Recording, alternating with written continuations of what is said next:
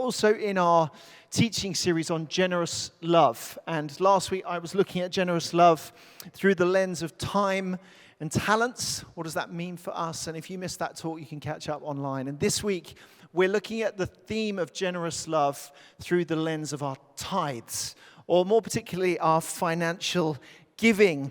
And if you're a visitor here, maybe this is your very first time, you are so welcome. In fact, we're really excited that you're here.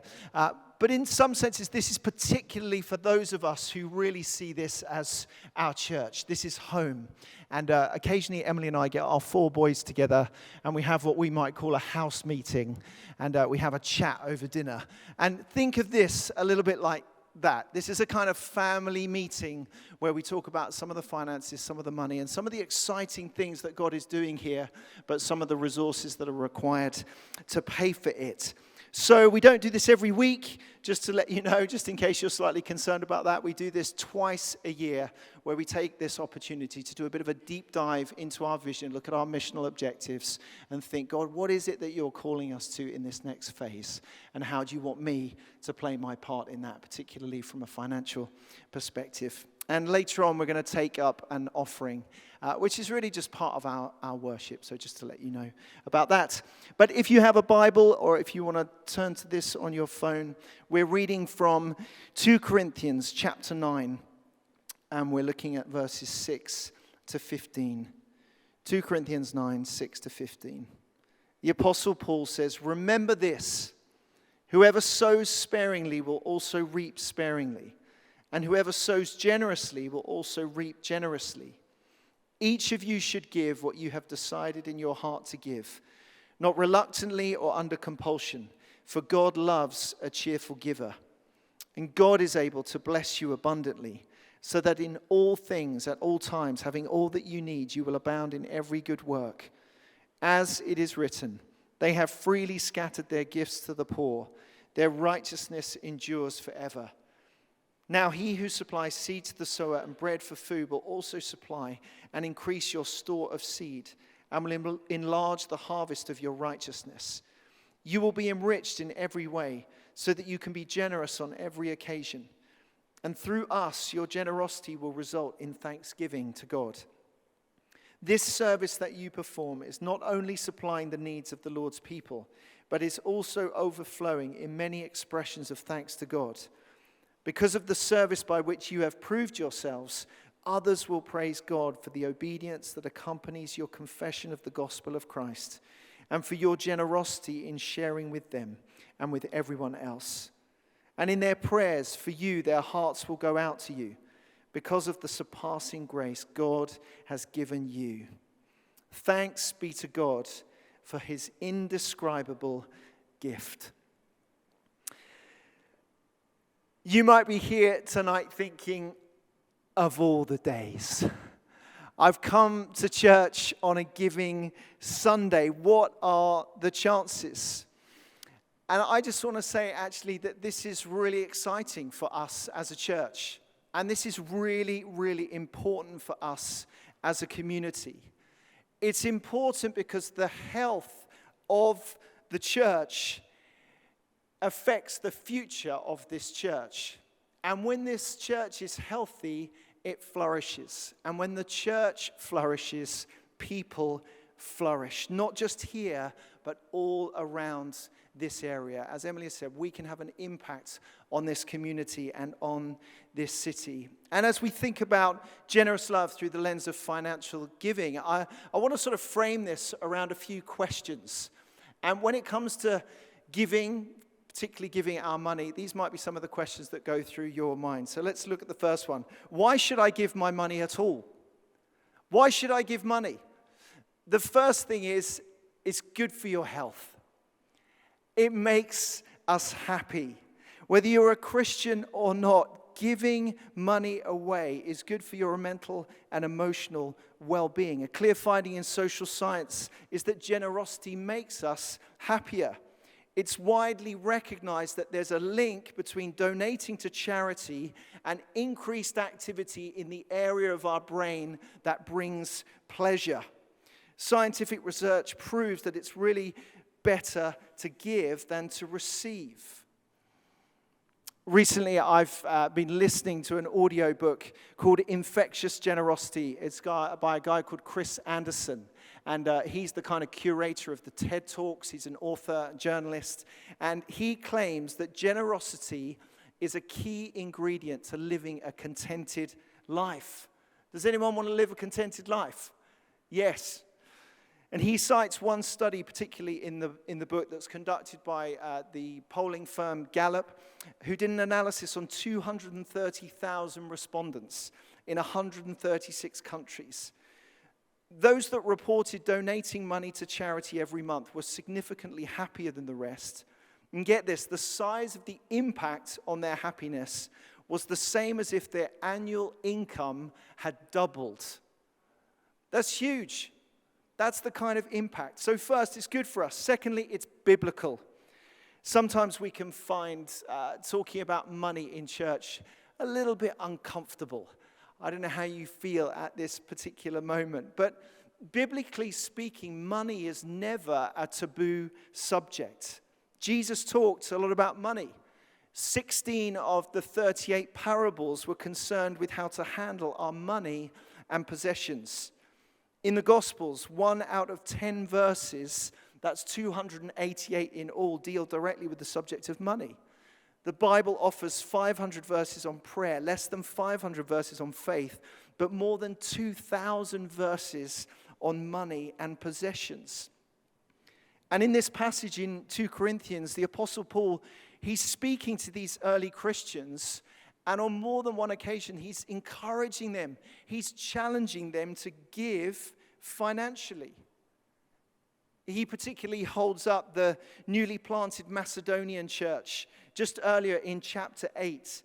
And he says this in verses 2 and 3. He says, even in the midst of their severe trials, they gave as much as they were able and even beyond their ability. Sometimes as a pastor, as a church leader, I've got to admit, I can feel sometimes reticent about talking about financial giving. It's sometimes quite hard getting before the church and going, okay, everyone, we're going to give financially, particularly with the backdrop of a cost of living crisis. But I think it was last week in the Bible in 1 year, I was reading in Exodus. And in Exodus 25, God speaks to Moses. And in verse 1, it just says, God told Moses to tell the people to bring an offering. And you know, when I read that, I thought, that's simple. I can do that. Tell the people to bring an offering. It struck me that in the Bible, in the Old Testament and the New Testament, the leaders of God's people were never apologetic. They were never hesitant about asking the people of God to bring an offering. Why? Because firstly, it's part of our worship. This is about getting our hearts right before God. Secondly, it's part of our discipleship. As we give, we grow. My spiritual need to give money to the church is far greater than the church's financial need to receive it. If you want to grow as a Christian, get your financial giving in order. Start giving regularly to the church. It's your worship. It's your discipleship. It's biblical. Thirdly, it's the wise thing to do. Proverbs 11:24 and 25, a wisdom book in the Bible, says, one person gives freely, yet gains even more. Another withholds unduly, but comes to poverty. A generous person will prosper. Whoever refreshes others will be refreshed. And I've seen that over the years, pastorally with different people. There's this kind of principle at work that if we get our priorities right regarding our finances, other blessings tend to follow. I don't know if you've noticed that people who are generous tend to be freer. They're not bound by consumerism or materialism. There's this greater joy that they seem to have. And as they give away, it's releasing. On the contrary, it's often stingy people that seem unhappier. The fourth reason is that giving our money can have a huge impact. It makes a difference. So it's good for us, it's biblical, it's wise, and it makes a difference. The second question that I think is often going around our minds in a moment like this is, okay, well, I know I should give my money, but why should I give my money here? There are all kinds of amazing charities and organizations locally, nationally, and globally, but why should I give the church my money specifically, and specifically here? You might be passionate about all kinds of different things. You might be involved in all kinds of different things outside of your work or outside of church. You might love animals. We're a stone's throw away from Battersea Dogs Home. You might give some of your money to the local donkey sanctuary. We love donkeys. And actually, it's fine to give some of our money to other things. That's what Emily and I do. At the moment, we contribute to the school where Theo goes. It's a free school. We sponsor a child through Compassion. And I would say that doing that is fine up to a point. But for us, the vast majority of our giving goes to this church. Why is that? Well, first, we believe in the vision. Secondly, we believe in the things that are happening here to make a difference. Alleviating poverty, bringing hope, seeing lives transformed and changed, getting young people back into education, employment, and training.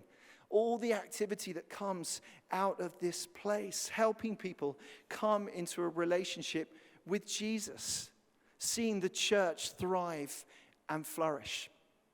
Lots of people give to lots of things, but it's generally the case that only the church will give to the church. And generally, only those who are committed to this church will give to this church. This church is our responsibility. For other churches, those who go to those churches, that's their responsibility. And if you're here tonight and you normally go to another church, may I encourage you to start giving to that church. That's where God has placed you. All of our financial giving is ultimately an investment into what God is doing in and through this church here and in this place. And Paul commends the Corinthian church for supplying the needs of God's people there in verse 12. I'm sure there would have been just as much demand on their money, on their resources.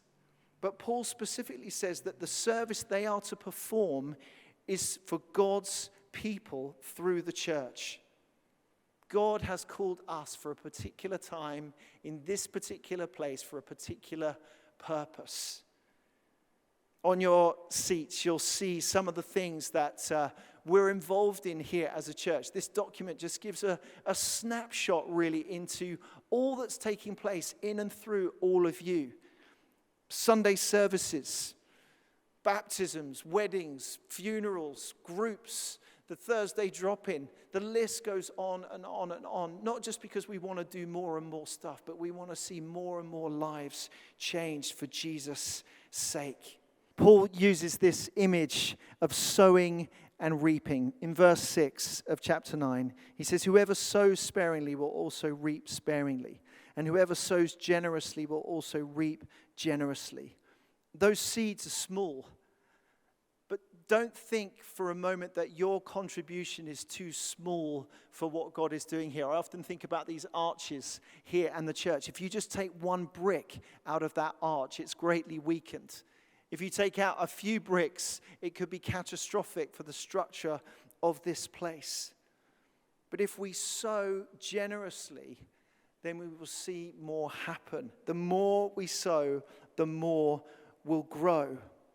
And we give back to God because it's part of our worship as we come together, giving our money back to Him. And that's what we're about here. You might think that we're a rich church. Sometimes looks can be deceiving. I was having a phone call this week with the chaplain of Emmanuel School just up the road. And as we were talking, she just said, it looks amazing what you're doing with your building, getting it completely redone and refurbished. I don't know if any of you have seen the old schoolhouse building just here. Everybody thinks we own it. Everybody thinks we've got money to do it up. But actually, we're not rich. We'd have loved to have bought that building. The great news about that is going to look great. There won't be any rats anymore. We're going to get it all sorted out through somebody else. And who knows, God might give it back to us in a few years' time. That would be great. But the point is that we're only as rich as your rich generosity. Sometimes people think that we're funded by the Church of England. Again, that would be lovely if that was the case, but it's not true. Actually, we pay the Church of England. We pay something called the Diocesan Parish Support Fund. And this year, that's going to be £116,000. We pay a kind of like a sort of voluntary tax, and yet it's not really voluntary because we have to pay it. But the truth is we're delighted to pay it because it goes to other churches that are in poorer parishes than ourselves, and it makes a huge difference resourcing and helping those churches in those places. And I just want to say that those who are directly responsible in this church for prioritization, making the decisions around our finances, our senior leadership team, our church wardens, our PCC, our finance team, together we take decisions really, really carefully and prayerfully. We operate as a church under certain financial controls, and the staff also recognize that their salaries are paid through your sacrificial and our sacrificial giving. We don't take any of that lightly, but we don't hold any reserves. We only hold reserves that we're required to keep by the Charities Commission and also what the PCC would like us to keep. Purposefully this Sunday, we've decided not to, as it were, give us a target figure that we're raising money for. But I just want to give you some indicative values of the kind of things that we need to spend our money on as a church over the next few years. Just to say the church lighting here in this part of the building, some of it's coming towards the end of life. When it's working, it's looking really nice. But actually, to get all of the lighting redone, partly because some of the wiring hasn't been done in quite the right way, that's about £100,000. To get our toilets refurbished, which are used all throughout the week with food bank, with all the different things that are taking place, they're about £40,000. To have our crypt refurbished and to get it, all the stuff happening with health and safety and security is about £75,000. We've got a dream to change the reception area sort of into this coffee house so that people from the community could come in. To get all of that changed would be about £30,000. These are not insignificant amounts of money. And in some respects, we could choose any of them to start with. Some of the stuff in the crypt we have to do with the quinquennial report, which is put upon us by the diocese to look after this building. In one sense, not buying the old schoolhouse was a saving. We didn't buy it. We didn't have to spend £250,000 doing it up. So now we can use that money for these other things to make this building fit for purpose. And I want to just thank everybody so much, those of you who are giving financially to this church. And I know many of you have given generously over so many years, and you're currently doing that. And I just want to say a huge thank you. Everything that happens here happens because of your financial generosity. So that's why we should give here. The third question is, how should I give my money? A number of things, just quickly from this passage. First, give prayerfully. Verse 7, Paul says, each of you should give what you have decided in your heart to give. This isn't really just about budgets and figures. This is about our hearts. Jesus says, wherever your treasure is, there also will be your heart. How is God leading us tonight? How is he moving our hearts? And we're going to have an opportunity later to pray and ask, Spirit of God, how do you want us to give? I don't want anyone to give under compulsion or feel like, I've just heard this talk and now I've got to give. It might be that you need more time. It may be that you need more time to pray or talk to a spouse or a family member or whoever oversees your finances. We would really encourage you to do that. So give prayerfully. Second, give joyfully. Paul goes on to say, don't give reluctantly or under compulsion, for God loves a cheerful giver. The word translated here as cheerful is the Greek word hilaros, from which we get the word hilarious. It's hilarious because he loves it when we trust him. He loves it when we behave like him, and we're never more like God than when we're giving. So give prayerfully, give joyfully. Third, give regularly. Giving a one-off amount is really good, but actually giving regularly is really, really good. Not only does it help us to plan and be strategic with the finances of the church, but more than that, it enables us as disciples of Jesus to pre-decide something that often we might find hard to activate. If you're anything like me, good intentions don't always lead to action. Psychologists talk about the intention-action gap. And really this describes the disconnect between our values, our attitudes, our beliefs, the things that we're really passionate about, and our action. That's why we find it really hard when we make New Year's resolutions or we think, I'm going to exercise or I want to eat more healthily. There's a disconnect between those two things.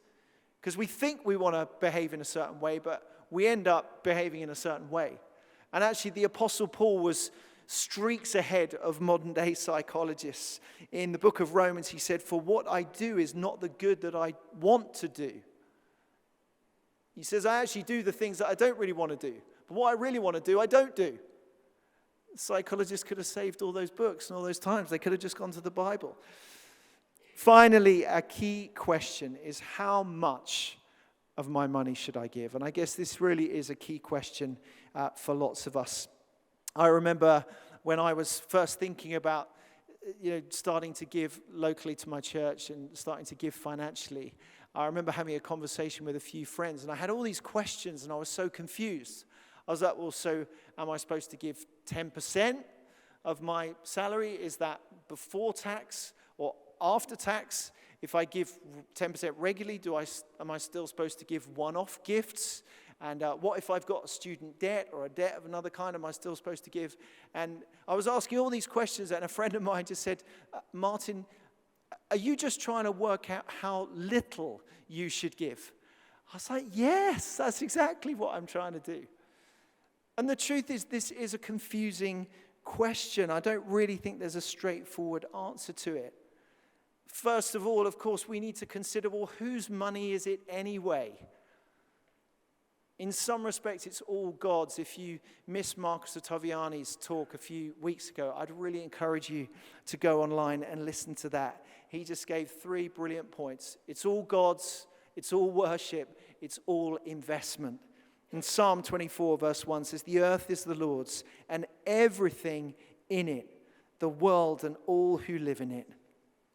We're not owners of what we have, but we're simply stewards of all that God has given to us through his generosity. It's his grace that abounds. He knows exactly what we need. And ultimately, he gave his life for us so generously so that we can give away to others. Paul prays in Ephesians 1:18 that the eyes of our hearts might be enlightened, open to the reality of this glorious hope, this glorious inheritance that we have in Jesus Christ. We've been given it all already, and it's from that place that we can give away. Paul says here in verse 11, "We have been made rich in every way so that we can be generous on every occasion, and that our generosity will result in thanksgiving to God." And our sacrificial giving is a symbol, really. It's a reflection of God's sacrificial giving for us. And that sacrificial giving will look different for each one of us. And it looks different in different seasons. My parents, who I think are probably some of the most generous people that I know, they often say it's not how much you give that counts, but how much you've got left. That's the principle behind the widow's mite. That's what Jesus is talking about. She gave a small amount, but actually it was so sacrificial. It was all that she had. People do often talk about tithing, this Old Testament principle that we're to give 10% of the salary that we have. And that's a great principle. Jesus talked about that principle.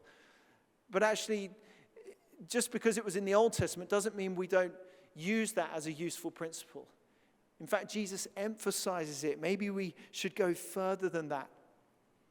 But the advice I quite like is actually from Stewardship.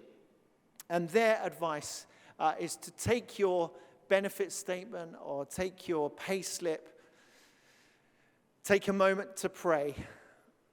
Start at 10% and ask God, do you want me to give less than 10%, or do you want me to give more?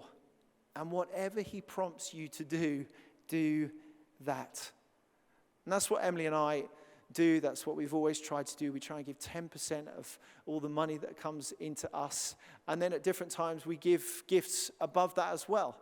And we've just found that God has blessed us in so many ways as we've done that. But I don't want to tell you how much you should give. All I want to say really is give something. If this is your church, give something. Start somewhere. And if you're struggling at the moment with your finances, it might be that particularly you're struggling to pay your rent or to pay for food. Please speak to someone. Speak to your group leader. Speak to one of us on the team. We really would love to help. And just to give a bit of a description of the different ways that people are giving in the church here, there's currently 201 people who are giving every month regularly. The average donation is £227 per month. Some give £5 per month. Some give considerably more than that average amount per month. And I just want to say that, in fact, currently 80% of our regular giving comes from just 35% of our givers. What that means for us generally is that there's lots of opportunity for all of us to get involved if we're able and if we feel led to do so. And if you're not giving at the moment, if you're in that category and you're like, well, I haven't started giving, I'd love, as part of my worship, as part of my discipleship, to think about getting that sorted. What would that look like? Just a small sacrifice can make a huge difference if we all play our part together. Our finance manager just worked up a few figures which I thought were quite helpful to give. I don't know if anybody's a bit partial to a flat white from Story Coffee or a Tesco meal deal, but about £3.50 a week works out at about £15 a month. And if everyone in the church did that, about 325 adults, equivalent to that, that would be an additional £55,000 a year to our giving. Maybe not a flat white, but perhaps a pint of Guinness or a glass of wine is your thing. That's more like £8 a week, equivalent to about £30 a month. If we did that, that would be equivalent to £100,000 a year. Maybe your Netflix subscription, just a smaller amount, goes out. You've pre-decided every month, I want to watch a bit of TV, £10.99 a month. That would be nearly an additional £43,000 a year. All of those figures would go a huge distance to some of those things that I talked about earlier, not least the ministry and the activity that's taking place here. Paul finishes what he writes to the Corinthian church with this verse. He says, "Thanks be to God for his indescribable gift." And today, really, we're just taking a moment to trust that he knows exactly what we need. And he can do immeasurably more than all we could ask or imagine. And what I would love us to do now is just to pray and to ask God to speak to each one of us. And I'd love to invite you to ask him in the quietness of your own heart, Lord, how do you want me to play my part? And if you're in the position to do so, then we're going to take up an offering after that, and we're going to give together as we worship. So let's take a moment to pray.